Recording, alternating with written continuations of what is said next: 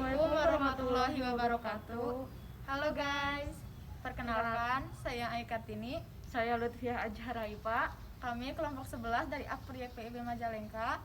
Kami akan melakukan observasi mengenai peran perguruan tinggi dalam mendorong kewirausahaan mahasiswa. Jangan lupa ya tonton videonya. Assalamualaikum warahmatullahi wabarakatuh, Bapak. Perkenalkan, nama saya Ai Kartini. Kemudian Saya Lutfiah Ajhar. kami mahasiswa Akpri PIB Majalengka. Hari ini mohon maaf mengganggu waktunya. Izin untuk melakukan wawancara. Untuk topik pembahasannya sudah disampaikan sebelumnya ya Pak ya, mengenai peran perguruan tinggi dalam mendorong kewirausahaan mahasiswa. Sebelumnya mohon maaf juga ada keterlambatan, soalnya ada beberapa hambatan juga tadi dalam perjalanan. Kita langsung saja ke pertanyaan yang pertama. Yang pertama mau nanya identitas dulu. Bapak namanya siapa? Nama saya Roy Raja. Alamat atau asal tinggal Bapak? Alamat saya dari Bandung. Dari Bandung. Pekerjaan selain mengajar apa Pak? Selain mengelola KP ini, Selain mengajar, saya mengelola kafe. Jadi sebagai dosen apa Pak?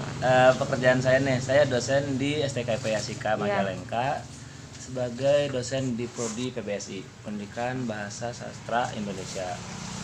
Terus saya juga punya usaha, salah satunya adalah kedai hedon. Kedai ini didirikannya waktu kapan Pak? Tanggal berapa gitu?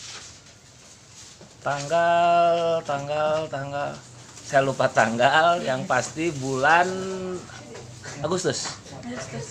Ya. Untuk modal awalnya berapa Pak? Modal awal di atas 5 juta. Di atas 5 juta. Keuntungan per hari kira-kira berapa ya? Keuntungan per hari untuk sekarang 100 sampai 200. Bersih, itu bersih, paling besar. Kadang kotor, kadang bersih. Pokoknya 100 sampai 200 saya bilang. Pernah mengalami kerugian nggak Bapak? Untuk kerugian karena usaha ini baru Agustus, September, baru 2 bulan, kita tidak bisa menghitung untung ruginya suatu usaha itu kalau baru hitungan 2 bulan. Kalau hambatan wirausaha ketika era pandemi sekarang gimana tuh Pak? Ya, yang namanya era pandemik pasti yang namanya daya beli masyarakat pasti menurun. Salah satunya daya beli masyarakat menurun, penjualan pasti berhubungan dengan penjualan yang berkurang. Cara Bapak untuk tetap bertahan gitu, kedai hedon ini tetap eksis itu seperti apa sih? Cara kedai hedon tetap eksis adalah dengan cara berinovatif. Ya, mulai berdagang apakah sistem delivery atau misalnya saya bilang inovasi makanan sesuai dengan kebutuhan, seperti itu. Apakah itu juga merupakan suatu keunggulan dari kedai hedon ini? Yang namanya keunggulan itu bisa dibilang iya, bisa dibilang tidak. Yang paling menonjol, yang paling bisa ditonjolkan dan yang membedakan kedai hedon dengan kedai yang lainnya itu apa sih Pak? Yang membedakan kedai hedon dengan lainnya, salah satunya saya bilang adalah kita di sini menggunakan bukan kopi saset, kita menggunakan asli kopi-kopi dari Indonesia. Ada yang dari Medan, Flores, Ciwidey, terus Lampung, Aceh, dari bermacam kopi, tapi kita berani menjual di bawah harga pasar. Langsung ke lebih menjurus ke topik ya Pak ya. Enggak. Motivasi Bapak untuk melakukan atau berwirausaha itu apa sih? Yang memotivasi Bapak? Motivasi orang berwirausaha pasti salah satunya mencari keuntungan. Selain itu? Selain itu adalah mengembangkan hobi. Yang namanya berwirausaha. Karena yang namanya wirausaha itu pasti kita tidak mungkin menjalankan pekerjaan yang tidak sesuai dengan keinginan kita kan. Betul. Namanya wirausaha mengembangkan hobi. Terkait dari profesi Bapak sebagai tenaga pengajar, menurut Bapak sepenting apa sih peran perguruan tinggi dalam mendorong kewirausahaan mahasiswa? Sebenarnya gini, untuk peran perguruan tinggi kan sekarang itu hampir setiap kampus di Indonesia ini ada yang namanya pendidikan kewirausahaan, bukan pendidikan apa? Mata kuliah kewirausahaan. Nah, aturnya yang namanya mata kuliah kewirausahaan itu bukan hanya tentang teori, tapi adalah menggerakkan mahasiswa untuk berwirausaha. yang namanya menggerakkan massa berwirausaha itu, apakah kampus itu sudah bisa memberikan fasilitas untuk mahasiswa? Yang namanya fasilitas di sini bukan hanya berhubungan dengan modal, tapi ilmu. Apakah misalnya seperti yang saya bilang, dosen yang mengampu mata kuliah tersebut apakah memiliki jiwa wirausaha atau tidak, memiliki usaha atau tidak, atau misalnya kampus tersebut bisa memberikan pelatihan training misalnya jadi barista dan sebagainya, manajemen keuangannya seperti apa, pembukuannya seperti apa, bisnis planner itu apa, yang namanya menghitung untung rugi itu seperti apa. Apakah sudah memberikan hal tersebut, atau hanya si kampus tersebut mengatakan oke, kita ada mata kuliah kewirausahaan dan hanya menyampaikan teori.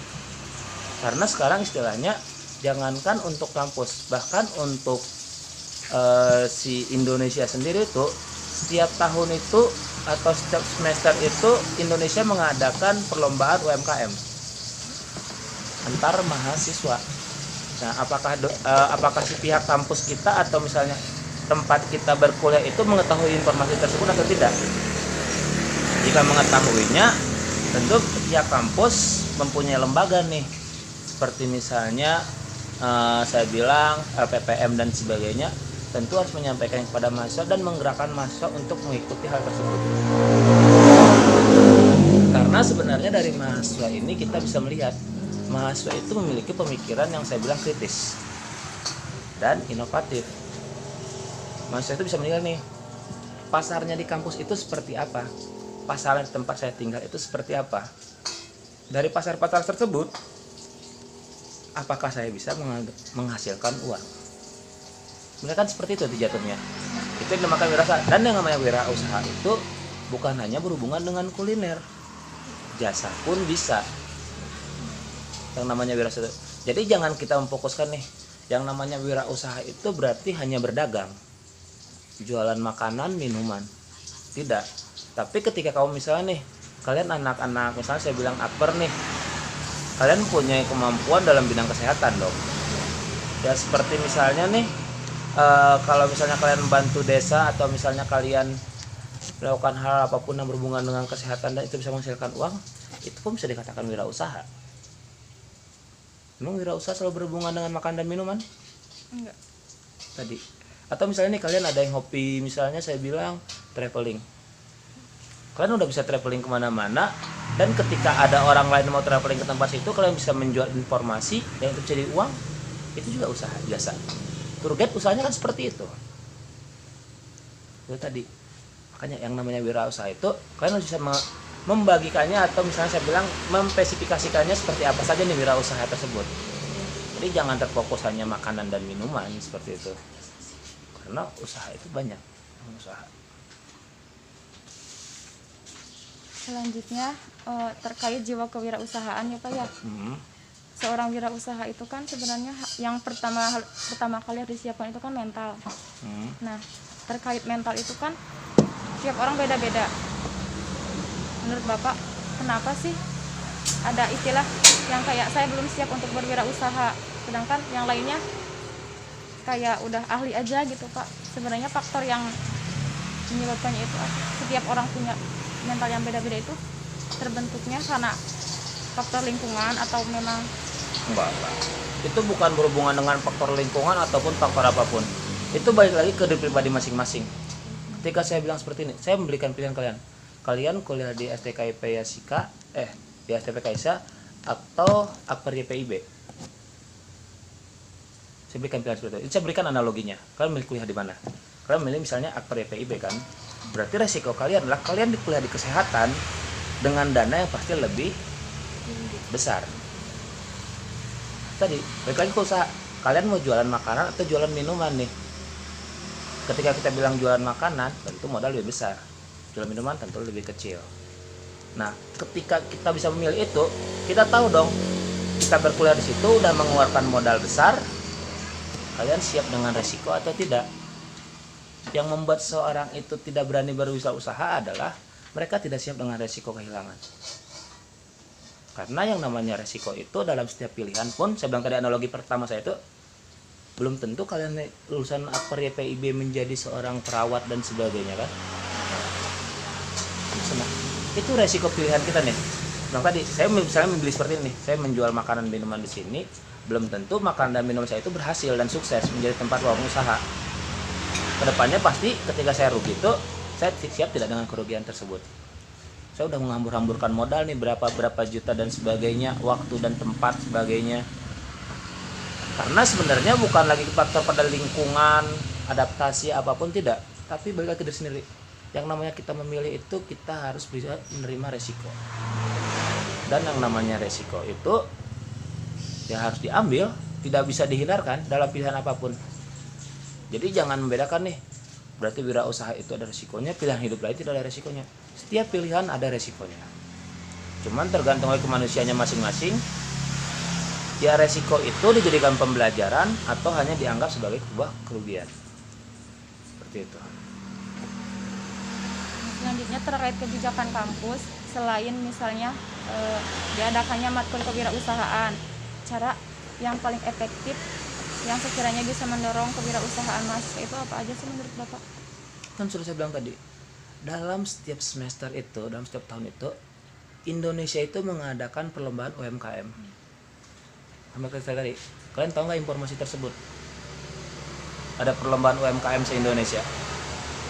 Dan nanti ketika nanti kalian menang lomba tersebut, usaha kalian dimodali oleh pemerintahan Indonesia untuk mahasiswa. Saya nih buat pegawai saya, kan pegawai saya mahasiswa juga. Pegawai saya dapatkan info tersebut. Mau nggak bikin proposal dan sebagainya, sampaikan. Ya kalau misalnya tembus berarti kalian dianggap mampu berwirausaha. Kalau tidak berarti ya kalian harus belajar lagi. Itu pembelajaran langsung ke lapangan namanya. Jadi bukan hanya sedang tadi, sekedar teori. Kalau teori kita lihat di YouTube tanpa ada pembelajaran di kelas pun kita sudah mendapatkannya. Kalau cuma sekedar teori dan teori. Terus selanjutnya setelah tadi itu tuh kita terjun langsung dengan ikut perlombaan UMKM dan sebagainya. Yang kedua itu adalah memberikan training kepada mahasiswanya.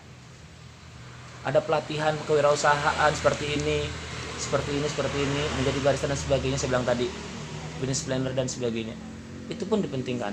Jadi jangan cuma diam di kelas, presentasi, terus saya bilang misalnya mendengarkan materi kembali, presentasi. Ya,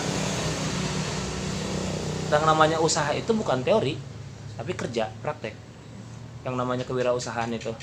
Jadi ketika kalian bilang kewirausahaan, saya lebih mengatakannya daripada sibuk di kelas, mendingkannya sibuk praktek. Modal 50.000, 100.000 pun kita sudah bisa berwirausaha. Ke situ. Menurut pendapat Bapak, kalau misalkan ada seorang mahasiswa yang mulai merintis bisnis atau mulai berdagang-dagang, sebenarnya itu tuh masuknya ke keuntungan atau misalkan kayak kalau misalkan kita lihat dari segi profit kan otomatis si mahasiswa itu kayak ada pendapatan tambahan, ada uang jajan tambahan lagi. Terus ada juga yang mandang kayak bisnis tuh kayak menghabiskan waktu buat belajar kayak yang gitu. Gimana pendapat Bapak? Saya nanya nih kalian lagi, berarti kalau kalian nanya ke saya, yang namanya belajar itu apakah hanya di kelas? Enggak. Yang mendapatkan ilmu itu hanya di kelas? Enggak. Berarti apakah dia yang berjualan itu tidak mendapatkan ilmu? Dapat. Kalian sudah bisa menjawabnya. Tanpa saya menjawab ya, kalian sudah bisa menjawabnya. Berarti yang salah pemikirannya adalah yang mengatakan berdagang tidak mendapatkan ilmu. Iya kan? Ya. Kalian bisa menjawabnya kan berarti kan? Tanpa saya yang menjawabnya. Saya cuma mengarahkan kalian. So, mangga dijawab sendiri teman. Iya. Apalagi? Menurut Bapak, kontribusi yang paling besar ketika kita akan memulai wirausaha itu apakah dari diri sendiri ataukah dari dorongan orang lain ataukah misalkan kayak motivasi dari orang lain atau seperti apa? Jadi motivasi itu pasti dari diri sendiri. Karena balik lagi nih, misalnya saya bilang nih, misalnya anak Akbar YPIB berwirausaha, misalnya pertama jualan cimol aja dulu saya bilang, cuma jual cilok, atau misalnya setelah itu saya bilang misalnya seblak kering lah yang dibungkus 3.000-an dan sebagainya ke kampus. Kalian sudah berani tidak menawarkan ke teman-teman kalian? Atau kalian masih dengan gengsi kalian malu karena keuntungannya hanya 500 perak? Udah berani. seperti itu. Yang itu pasti dari diri sendiri. Karena yang membuat orang malu itu tadi adalah buat orang seperti misalnya untuk berwirausaha dan sebagainya, pertama itu gengsinya, apalagi untuk mahasiswa. Ya, orang jualan saukur jualan cimol ya ke kampus bawa 10 bikin satunya 5.000 laku semua berarti 50.000. Dari setiap cimol keuntungan cuma 500, berarti dalam sehari saya cuma untung 5.000. Kalau kalian langsung mikirnya keuntungan 5.000, ya kalian pasti males. 5.000 mah tinggal minta ke orang tua dan sebagainya mikirnya. Tapi ketika kalian bilang ini, ya saya akhirnya ngerti nih pasarnya marketing orang itu seperti apa, menawarkan barang itu seperti apa.